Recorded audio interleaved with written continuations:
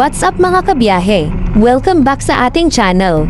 Kung bago ka pa lang dito, huwag kalimutang mag-like, mag-subscribe, at pindutin ang notification bell para lagi kang updated sa ating mga lakad. Sa vlog na ito, dadayuhin natin ang isa sa mga sikat na tanawin sa Benguet, ang Mount Coles. Dito makikita natin ang napakagandang tanawin at syempre ang napakalamig na klima ng kabundukan. Kaya tara na at simulan na natin ang adventure. Maaga tayong gumising para habulin ang magandang view sa bundok. Paglabas pa lang namin grabe na ang lamig. And good morning. Sabi nila, kapag ganito kalamig, umuusok daw ang hininga. Sinubukan niya pero dahil sa sobrang dilim hindi nakikita sa kamera.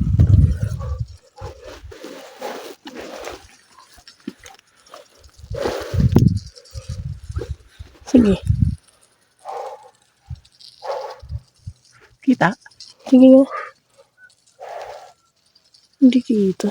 Kaya kung pupunta kayo rito, huwag kalimutang magdala ng jacket dahil ibang level ang lamig lalo na sa umaga.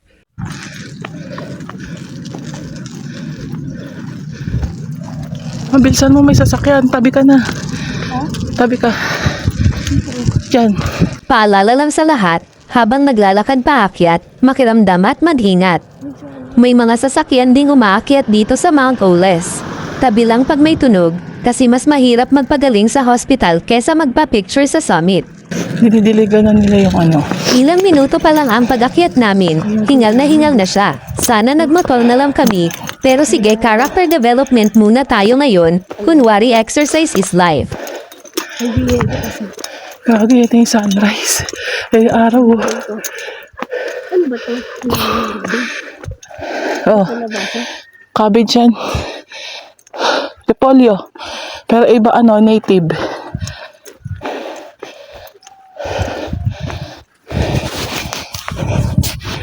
Ako nga sa likod mo. Sige. Native repolyo. Doon tayo pupunta guys. Nabisa natin. Ito sunrise na. Sobrang hingal na nga niya, nagmamadali pang maglakad. Marathon ba ito? Relax lang. Mauna na yung hingal mo, susunod na lang tayo. At ilang minuto lang, sa wakas magpapahinga din. Pahinga muna.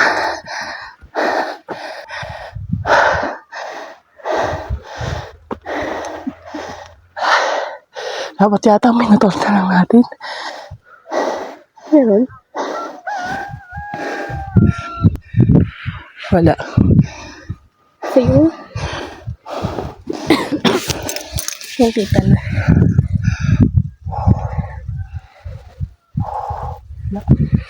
Meron, pero sa video wala.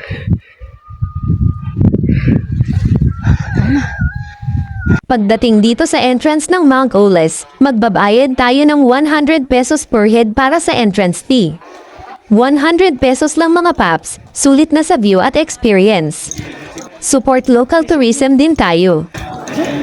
Yung nagbibidyo lang.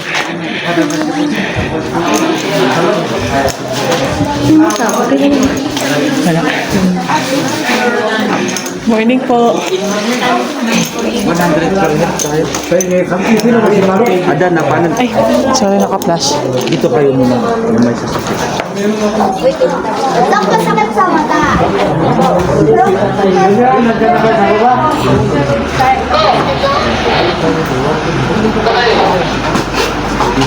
Sobrang dami ng tao ngayon dito sa Mount Oles.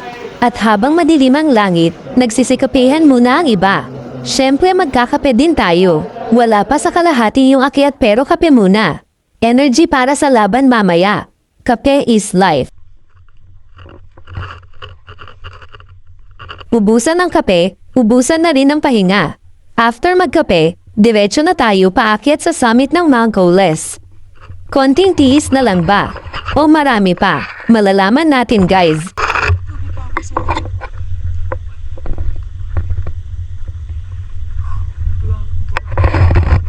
Dragon ba tong kasama ko? Nagbuga na naman ng fog sa bibig, di nga nikita sa camera.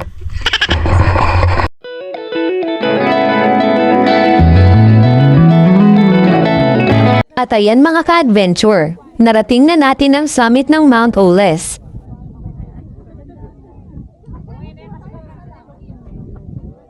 Grabe, tingnan nyo naman ang view. Sobrang ganda ng mga bundok at ang lamig ng hangin sa pakiramdam.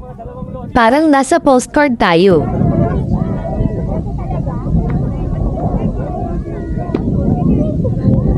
Ito talaga yung moment na masasabi mong sulit lahat ng pagod, pawis, at hingal sa pag-akyat.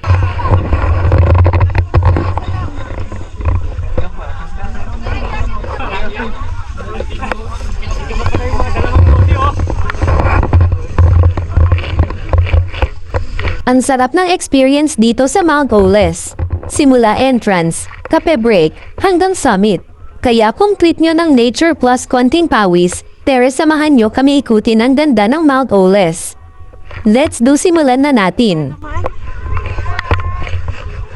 Tignan ko kung may daanan dito. Ang Mount Oles ay isang sikat na mataas na tanawin na matatagpuan dito sa Atok, Benguet.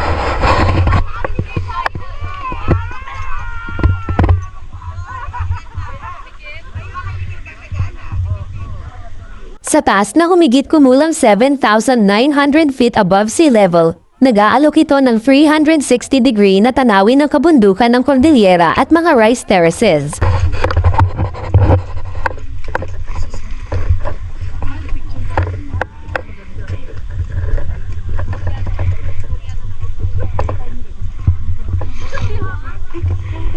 Ito sa akin.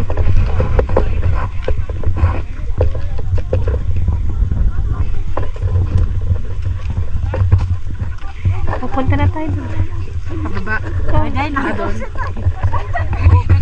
Ito ay isa sa mga pinakamataas na viewpoint dito sa Pilipinas.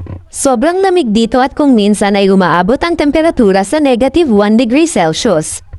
At -14 degree Celsius naman ang lamig na nararanasan namin ngayon.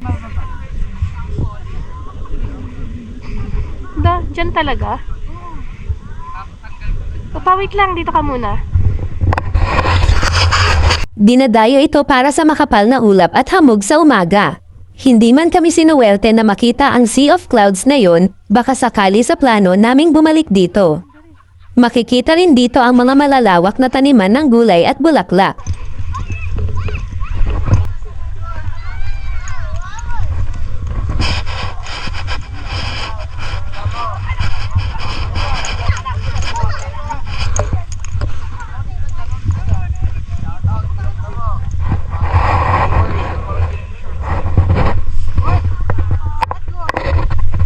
Every corner may bagong view, kaya dahan-dahan lang para di mamiss.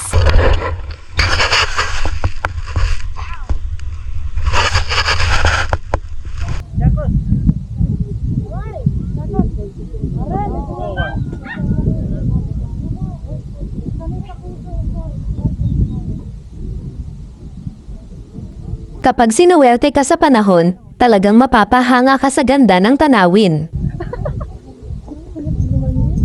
Hindi kayang ipakita ng kamera ang buong ganda nito sa personal.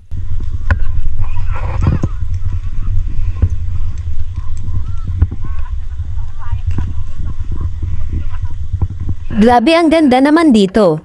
Tingnan nyo tong mga bulaklak, ang sisirap sa mata tingnan. Tamang-tama ang simoy ng hangin dito sa itaas habang pinapanood ang view. Perfect mag-relax kasama ang tropa o pamilya. Wala ba tayo Mount Oles? Doon tayo mag-Mount Oles. At ito na pala ang part ng Mount Ules, kung saan tayo dumaan kaninang madilim pa.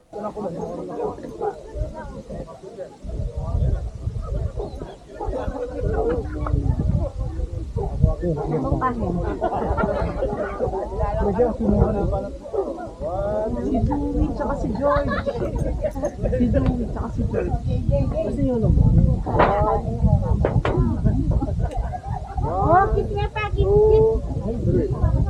Kit pa. Yak na sila, yak ko nito. Wala yun. Kailangan nila. Biyan mo pa. Biya kuya. 179. 1, 2, 3. 1, 2, 3. Natikman din namin dito ang taho nila na strawberry at ube flavor. Legit ang sarap, at dyan nagtatapos ang pag-ikot namin sa Mount Ules.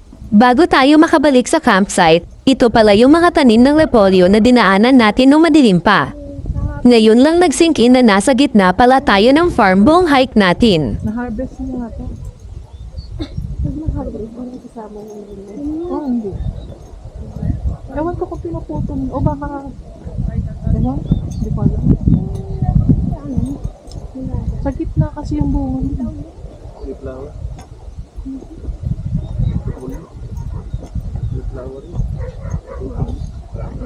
Diyan nagtatapos ang ating Mount Ules adventure.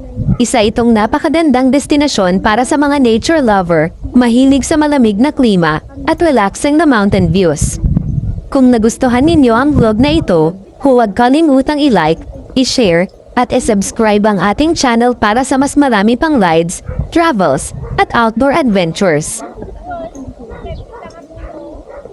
Wala na si Kai.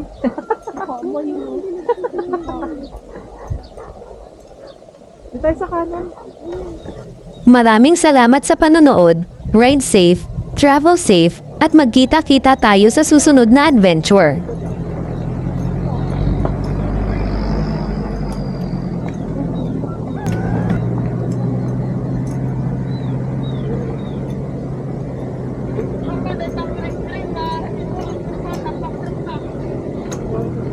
May power nila,